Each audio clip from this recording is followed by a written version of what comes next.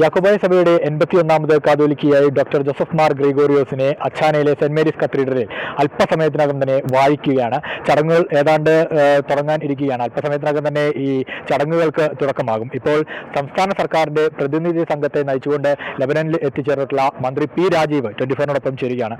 ആദ്യം തന്നെ വലിയ വിമർശനങ്ങളൊക്കെ തന്നെ ഉണ്ടായിരുന്നു. കേന്ദ്ര സംസ്ഥാന സർക്കാർ പ്രതിനിധി സംഘം ഈ ചടങ്ങിൽ പങ്കെടുക്കുന്നതുമായി ബന്ധപ്പെട്ടുകൊണ്ട് അതിനെല്ലാം മറികടന്നുകൊണ്ടാണ് വരവല്ലേ? പിന്നെ കേരളത്തിൽ നിന്ന് അങ്ങനെ ഒരു കീഴ്വഴക്കമുണ്ട്. നേരത്തെയും ഇത്തരത്തിലുള്ള ഘട്ടങ്ങളിലെല്ലാം തന്നെ നമ്മുടെ ഔദ്യോഗിക ഡെലിഗേഷൻ അതിൽ പങ്കെടുക്കുക എന്നുള്ളൊരു പതിവുണ്ട്. നേരത്തെ 2014 ഇവിടെ തന്നെ ഡെലിഗേഷൻ വന്നിരുന്നു. റോമിലേക്കും പല ഘട്ടങ്ങളിൽ ഡെലിഗേഷൻ പോകാറുണ്ട്. ഇത്തവണ കേരള സംഘത്തോടൊപ്പം തന്നെ രാജ്യത്തിൻ്റെ ഗവൺമെൻറ്റും ഒരു സംഘത്തെ അയച്ചു കഴിഞ്ഞിട്ടുണ്ട്. കേരളത്തെ സംബന്ധിച്ചിടത്തോളം യാക്കോബായ സഭയുടെ ഒരു പ്രധാനപ്പെട്ട സന്ദർഭമാണിത്. അവരുടെ ഇന്ത്യയിലെ കാത്തോലിക്കയായിക്കൊണ്ട് ഗ്രിഗോറിയസ് തിരുമേനി അദ്ദേഹത്തിൻ്റെ കോൺസെക്രേഷൻ സെറിമണി നടക്കുമ്പോൾ ഗവൺമെൻറ് നമ്മുടെ സംസ്ഥാനത്തെ ജനങ്ങളെ പ്രതികരിച്ചുകൊണ്ട് സംഘം പോകേണ്ടതുണ്ട് എന്ന് തീരുമാനിക്കുകയുണ്ടായി. എല്ലാവർക്കും അഭിമാനിക്കാൻ കഴിയുന്ന ഒരു സന്ദർഭമാണ്.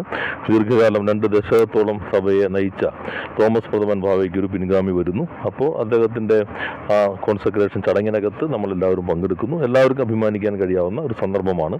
സമാധാന അന്തരീക്ഷം നിലനിർത്തി പോകുന്നതിനും പൊതുവെ നമ്മുടെ നാടിൻ്റെ ഐക്യത്തിനും വേണ്ടി നിലകൊള്ളുന്ന ഒരു കാഴ്ചപ്പാടാണ് ഡോക്ടർ ഗ്രിഗോറിയസ് തിരുമേനിയും എപ്പോഴും സ്വീകരിച്ചിട്ടുള്ളത്. അത് ശക്തിപ്പെടുത്തി മുന്നോട്ട് കൊണ്ടുപോകാൻ പുതിയ ഉത്തരവാദിത്വം അദ്ദേഹത്തെ പ്രാപ്തനാക്കുമെന്ന് കരുതുന്നു.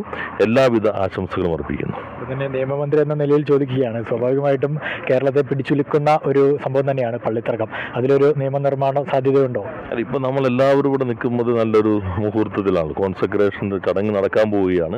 ഈ ഘട്ടത്തിൽ അതിലാണ് എല്ലാവരും കേന്ദ്രീകരിക്കേണ്ടത്.